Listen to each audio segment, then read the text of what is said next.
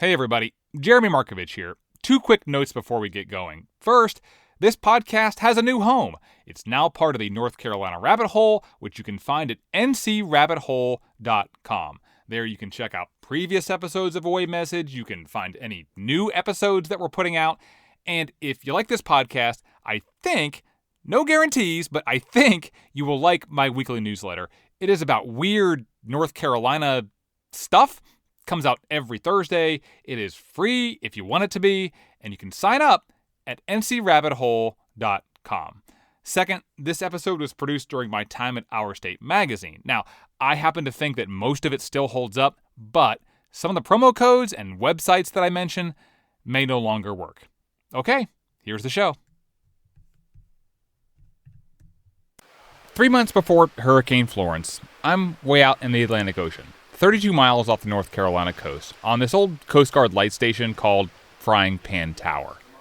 Yeah, you rip through flags pretty hardcore out here? Yeah, depends on the flag quality. Yeah.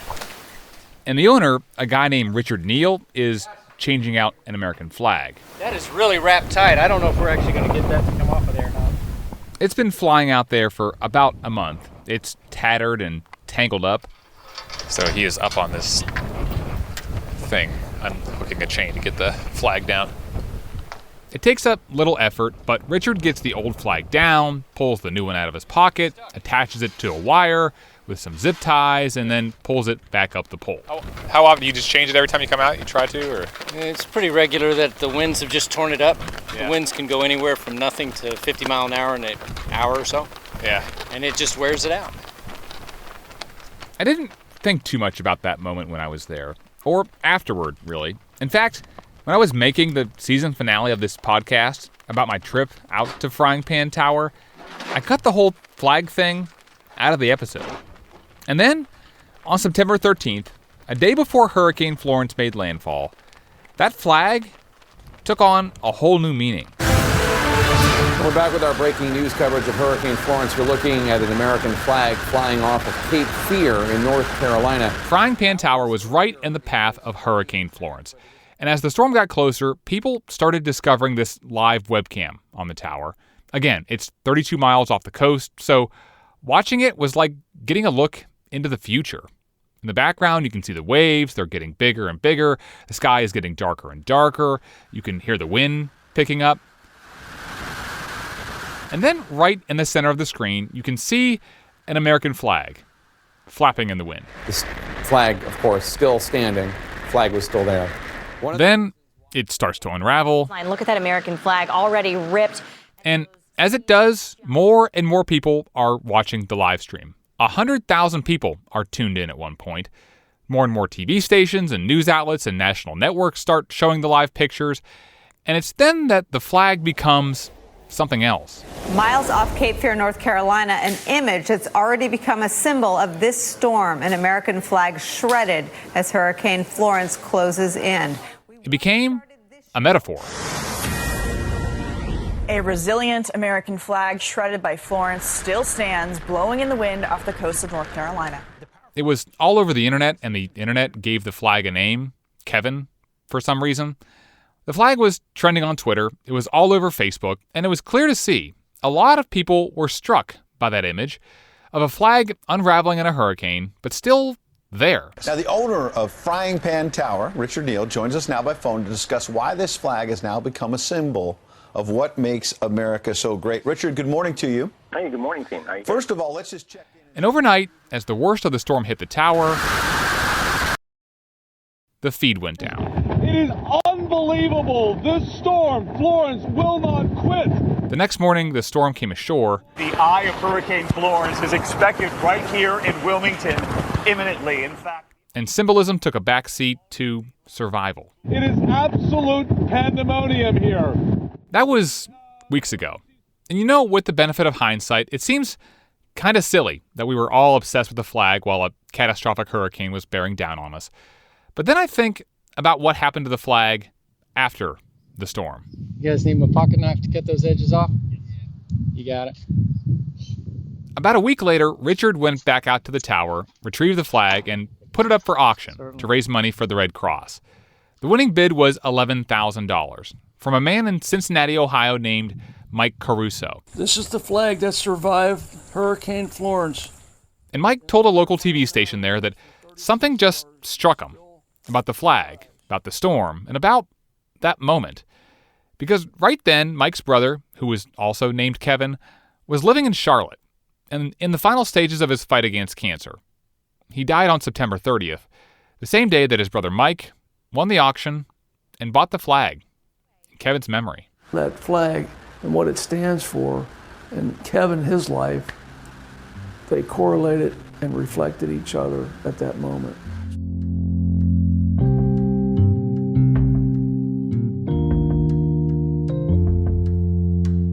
In times of trouble, little things can take on a larger meaning. Smaller gestures mean more, and people become bigger than themselves.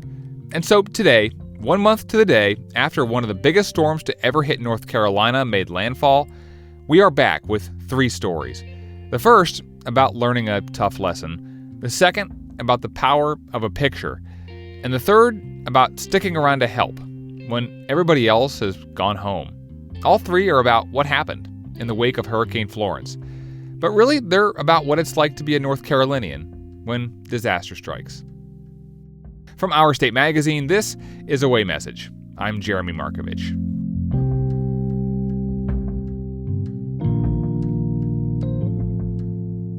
Part 1, The Store. The new sports shop is this massive store that's right off of Highway 258 in Kinston. It's this place where everybody seems to stop on their way back and forth between Raleigh and the coast. And I guarantee you, if you spend enough time in eastern North Carolina, you will see somebody wearing a t-shirt from the new sports shop. It's open 7 days a week, except for the day when I stopped in. Inside, it's loud. Workers are restocking shelves and getting items out of coolers, replacing sheetrock and carpet. There are these big plastic tubes everywhere to get the air flowing around the store. What you got, Jack? I need to get on the roof when I can. Okay, I'll have to get... Everybody's scurrying around. It's kind of a mess in there. But when I tracked down the store president and CEO, Russell Rhodes, he says all of this is a good thing. So you've been closed down for what, 2 weeks now? This is my 15th day. 15th day? Yeah. Wow. Storm closed us, and then the... He's wearing a ball cap and a t-shirt, always in motion. Oh yeah, I'll just don't let me hold you up here. I won't. You'll see. He says at one point after Florence, there were about 20 inches of water in here. As soon as the floodwater receded, he and his employees went to work. The first day was slosh the water out day. Second day was dehumidification day, get it dry. Third day was carpet day, and so we got carpet so we can start merchandising. We started merchandising. Today is some really put up, get things where they need to be. Wow. So tomorrow you're hoping to be back open? I will have at least part of the store open tomorrow morning. And the reason Russell knows exactly what to do, the reason why he has this checklist, is because he's been through this before. In 1999, when Hurricane Floyd hit, Russell locked up the doors, tried to seal things up, but didn't worry a whole lot because the maps at the time said he was not in a floodplain. Plus, the road out front, Highway 258, it was raised up, and Russell thought it would act like a barrier between his store and the Neuse River. But that is not what happened. We're lower than 258. So if it comes over 258, it's going to fill this bowl that the highway creates. And it takes... It's almost like the levee breaking in a way. It is. It's breached a levee. We're in the low spot. Again, it's loud and hard to hear in there, so I'll just summarize.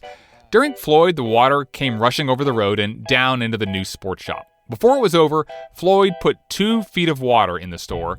It ruined hundreds of thousands of dollars worth of merchandise. And remember, the maps said Russell was not in a floodplain, so he didn't have flood insurance. The financial toll from Floyd almost killed the entire store.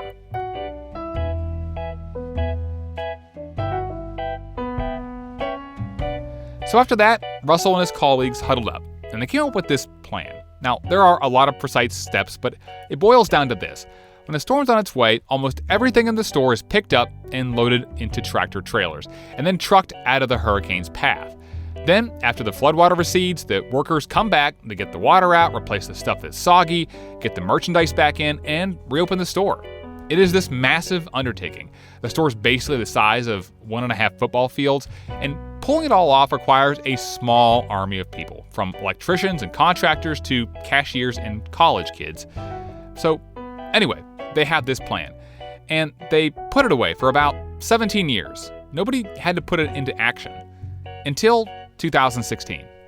Only a week after Hurricane Matthew brought high winds and heavy rain, many communities are still dealing with flooding. Even worse, some are expecting a new round of flooding today. One of them is Kinston in Lenoir County. It's near the A week before Hurricane Matthew hits, Russell puts the plan into effect. And it works. The trucks pull in, everything's loaded up, the storm comes, and this time there's 33 inches of water in the store. That is a foot more than Floyd. But the storm goes, the workers come back, clean everything up, put the fishing rods and shotguns and Christmas trees and waiters and everything else back, and they get the store back open a week after the flooding went away. So Floyd surprised you in a way that, and then you were prepared for Matthew. That's right. And I learned lessons since Matthew. We did a better job this time. Please don't cut the plastic. Okay, all right.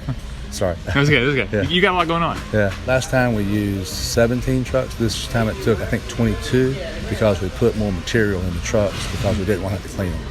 And so that is all happening again. And even though he's saving his store, Russell is still going to lose a lot of money. This plan costs him more than $1 million to pull off, and federal flood insurance will only cover $500,000 of it. But it's better than the alternative. And nearly all of his employees, amazingly, they're here, working. While the flood was here, of course, we paid the staff on their regular wage. We have one person who lost everything, and he's being paid, but he's securing new housing for himself.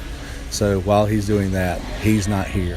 We ask each staff member to make their personal decision about when they've hit their point of fatigue, when they're mentally tired, or if they feel like they want to be here. And some tell me they'd rather be here being productive, saving the company that loves them and their friends that work with them, than being home. One of them is Caitlin Humphrey. Caitlin, could you speak to us for a second? She's a cashier. Where were you when Florence came in? I was actually in Raleigh. We had went to a hotel in Raleigh to actually kind of get away from it. And then we came back. Well, I had gotten a text that the store had flooded and that my home was flooded, so I came back. And what did you see? Well, the store hadn't quite flooded yet, but the house, it had about 10 foot on the outside of the house. Oh my gosh. Mm-hmm. Where does all that water come from? Like, where does it? Well, I live on Wise Fort Road in Trenton, and it actually came from the Trent River in New Bern. That's what actually made it flood. Wow. So, had you ever had flood like that before? No, sir. Not there. I'm sorry. And you just remodeled? We did. We moved in about a month and a half ago. We remodeled the whole house. Oh man. I just see your shoulders sinking. I'm so sorry. I mean, like when you walk in and you there's this moment between something has happened and then actually getting there to see what's going on. So what's going through your mind when you're getting this text and trying to get back? I'm kind of speechless when I don't even know. It was. Do you feel like maybe you haven't quite processed it yet because you're kind of working here and then working at the house? Definitely. It's just a lot to take in, knowing your home got flooded, your job got flooded, and it's just a lot to process. Mm-hmm. Yeah, it's a lot. On the first day, we came and helped the sports shop. So the first day after you got back, you were here? Yes. And then you leave here and you go back home, and what are you doing when you get home? We actually just started ripping everything out, so all the sheetrock. We actually don't know if we're going to stay there or move, since it just got flooded. We don't know if we want to go through the whole remodel process again. Mm-hmm. So. Yeah. Are you getting any sleep? No. None at all. Sorry. I don't know what to say. I'm like, I really feel like you're just working here and working there and not just... It's a lot, but... Yeah. All right. Well, thank you. It was nice talking to you. Thank you. You too. All right.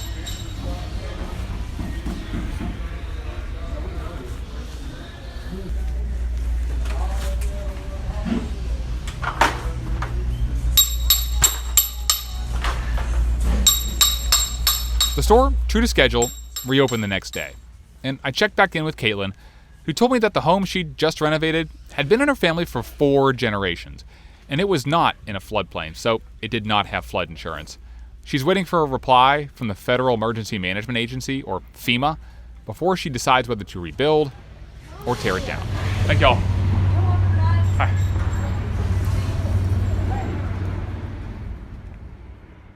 Part 2, the picture. Just tell me your name and what you do. Yeah, it's Andrew Carter, and basically a investigative enterprise reporter for the News Observer and Charlotte Observer. And you have a little bit of a strep throat today. I do, yeah. Before, during, and after Hurricane Florence made landfall, Andrew Carter and a photographer, Travis Long, spent 6 days in towns across eastern North Carolina looking for stories. Went to Morehead City, New Bern, Kinston, Trenton. Morehead City was the first stop. We found this bar that literally had never closed under this set of owners, and they were boarding it up and closing it. And I thought that was kind of a really poignant moment. And on the night the storm made landfall, It sounded basically like someone was outside the door trying to break down the door. They hunkered down in a motel. Travis slept through it. He told me that he's kind of used to sleeping in noisy environments because he has 3 kids. And that next morning in Morehead City, it was still pretty rough. There were still 70, 80 mile an hour winds, but our bosses really wanted us to get to New Bern. Let's go to another hot spot now. It's New Bern, North Carolina. Like now. And hundreds of people have been rescued there after a storm surge that reached 10 feet. Many more still waiting to be rescued. We came across this staging area at a mall. These rescue teams that are getting ready to go out in boats. You go right there? Yeah. Police was working with these teams of volunteers. Andrew and Travis asked if they can go along. And we went on 2 of those, and both times it turned out that there were false alarms. And so at the end of the long day, they're like, okay, 1 more boat ride, and then we're moving on. Randomly, we came across this man who was walking through the water, and he was looking for a ride. He looked pretty worn down, like he was really tired, was having a bad day, and he had this kitten inside of his jacket. The little kitten is meowing and is soaking wet. And so he got in the boat and he started telling us his story, and we're riding out of the neighborhood. We done been through Bertha, Fran, Irene, Matthew, and this is the worst it's ever been in this part right here. And it turned out that he's this man who's lived in this neighborhood, Duffy Field in New Bern, which is a predominantly African-American neighborhood, been there his entire life, and he has this father who doesn't want to leave the home, and he's worried about his dad. I just got fed up. My dad didn't want to come. He's still back there. It was like maybe a 15, 20-minute boat ride back to get out of this neighborhood. And about halfway through it, the kitten crawls out of his jacket and on the man's back. I just thought that it was a captivating visual, and so I took out my iPhone and just started taking a bunch of photos. I tweeted this photo of the man. It said something like, "Meet Robert Simmons," and this is his cat. The cat's name, Robert told us, was Survivor, which I'm sure he just sort of came up with that name on the spot, but it fit. They say a picture is worth 1,000 words, and this image out of North Carolina brings one word to mind: survivor. The image just blew up. That's the name of this kitten rescued from flooding caused by Florence. I think a lot of things came together with that particular image. Robert's face, you see the anguish of this man, and he looks frightened and he looks worn down and he kind of looks defeated, and it looks like he just has this unbearable weight on him. And then, you have this little kitten on his shoulder. It has kind of this defiant little look on its face, which is interesting juxtaposition between the two. Hey, Whit. I seen you on the news. Talking with the boys now. That was the last big thing that Travis and I did before we came back home, was we caught back up with Robert and we went back to that neighborhood. Running them down in history. Gonna save one cat. Huh? I can't save them all. They feral. I tried to catch him. We spent half a day with him and his family and his fiance, and he has a baby daughter. I was tired, man. I was tired. I had to walk through that water. And with MS and my bad leg, I don't do too much walking. And just thinking about, I left my daddy, and how dumb he was, didn't want to come. But he's still here.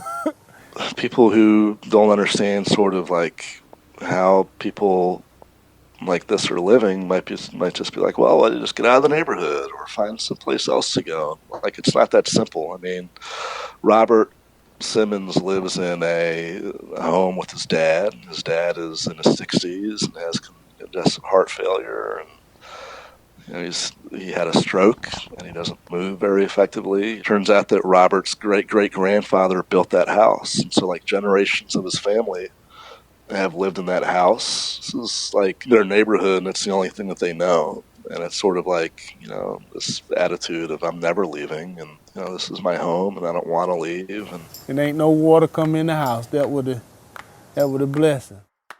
I think Robert's overall story is representative of what people went through with Florence, even more so than the one photo that went viral.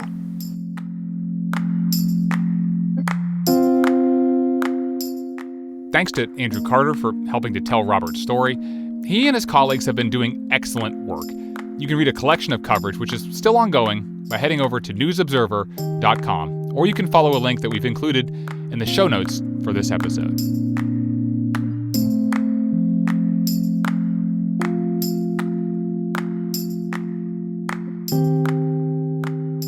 Part 3, the fish. Every April, there's this big festival in the little town of Grifton. It's called the Grifton Shad Festival. There's a parade, there's face painting, live music, a car show. The festival itself is named for the shad, and here's a secret about that. There is plenty of fish stew at the festival. It is delicious. Then you add your onions and your potatoes and your fish. But they use catfish in it because shad are really, really, really bony. The fish that we chose to use today is catfish. It's like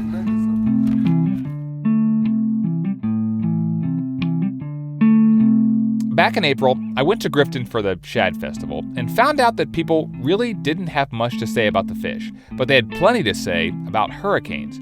After Hurricane Floyd in 1999, 1 out of every 7 people in Grifton left and didn't come back. After Hurricane Matthew in 2016, the Piggly Wiggly in Grifton closed and didn't reopen, and town leaders had to convince a new grocery store to move in its place. Back in April, the big news in Grifton was the building of a new solar farm at the edge of town. You know what happens if those solar panels flood? A town commissioner asked me. Nothing, he said.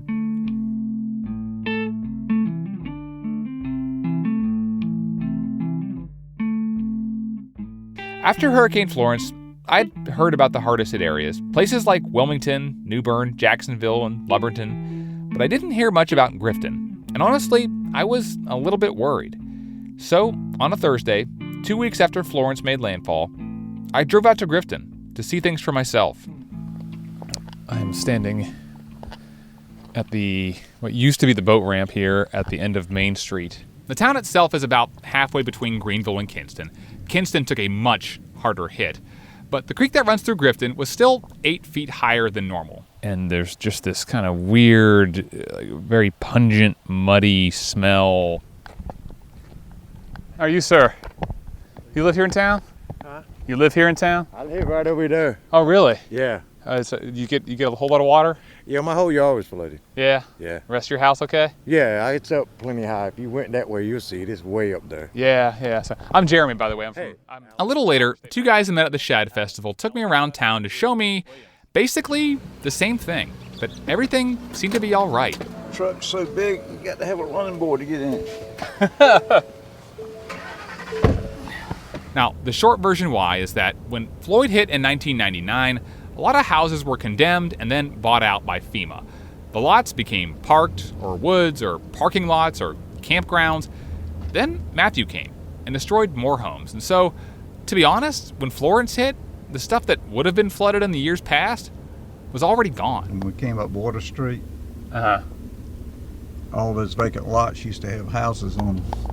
Plus, Florence did not hit as hard here as it did to the south. So when you drive through town, things don't look so bad. But when you go beneath the surface, you find that there's something else going on here. How much further out is the substation here? Just a little bit. About a mile from it. Gotcha. The 2 men, Tommy Sugg and Claude Kennedy, drive me out to the edge of town to go look at, of all things, a Duke Energy substation. It flooded from rainwater. It wasn't back up from the creek or anything. Like I say, 24 hours after it flooded, it was just like now. You could walk in here. No problem. Yeah. But it took some transformers out. And this is the substation where it supplies Grifton. All of Grifton. The power was out for 5 days in Grifton. The grocery store was still closed. People lost a lot of food. Some lost their water, and a lot of them went looking for help. Tommy, I would park back here on the right. Which leads us here. What did this used to be? It used to be a boat trailer manufacturer. We pull into this old factory, and there are a bunch of other cars pulling up, people walking in and out. And the guys take me into a back room. These are donations that have come in since the storm. Wow. Just a room full of just all kinds of everything. Diapers and razors. Toiletries. Next to that, there's a kitchen. And lunch, what's for lunch?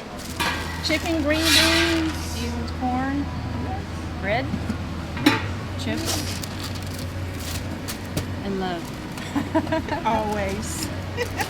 And people are here because they're hungry. I thought I was going to lose, a lot of my house, the trees, flooded, things going to flood away. But thank God it didn't. It just, everything that I had, like food that we had purchased, it got spoiled. And so, we just ran short of food. So I came here since they were offering it. This is Grifton Mission Ministries, and the guy running it, the guy who always seems to have his phone ringing, is Billy Tarleton. Early on, they really don't know what they need. You just know that they're hungry and they need water. So that's the immediate need, and that's where we're kind of starting to trend now into hygiene products and cleaning supplies. In 1999, a bunch of Baptist missionaries used this same space to help feed people after Hurricane Floyd. I'm from Charlotte, general contractor by trade, but I shut my business down and come down here and started this. After Floyd, everybody eventually went back home. Billy made Grifton his home. And for 20 years now, he's been here. In good weather and bad, anybody can come into Billy's place anytime and get a free meal, or food to take home, or water, or whatever else might help them get back on their feet. It doesn't matter that Grifton wasn't the hardest hit place. It doesn't matter that the need might be greater somewhere else. Here, you don't need to prove that you need help. You just need to ask for it. Judge not, yet ye be judged.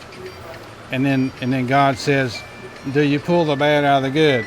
No, he says, let it stay there, because when you pull the bad out of the good, you uproot the good. For anybody to come in the door and you tell them, no, I'm not going to serve you, does a whole lot more damage, even though they may have a bad attitude. You still go ahead and serve them than it would be to turn them away. You don't turn anybody away. A flood is one of the worst things you can work. A fire, everything's gone. Hurricane, it's all blown away. Flood, it just gets, it's there. But can you use it or can you not? It's like taking everything you got, keeping it in water a week or so, and then go back to it and tell me what you can use. It's still there, you can still feel it, but can you or can you not use it? If it burns up, you can't use it. There's no question about it. It's an easier decision if it's just gone. Yeah, if it's just gone and out of sight and out of mind. The other thing too, it's kind of, I don't know if it's human nature or whatever, but the people that wasn't affected, out of sight, out of mind. If you don't see it, you have a tendency to forget it. And, you can't be that way.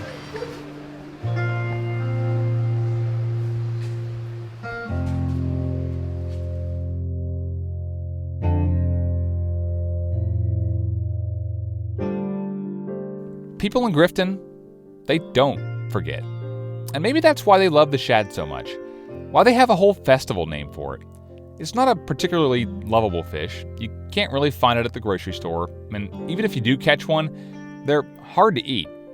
But the shad never forget where they come from. Every year, they swim out of the Atlantic Ocean, through the Pamlico Sound, up the Neuse River, into Contentnia Creek, and when they get to Grifton, they stop and spawn. And a new generation of shad are born. And later in life, they return to the place of their birth. The shad always come back, just like the people of Grifton, just like North Carolinians. No matter what, they always come back.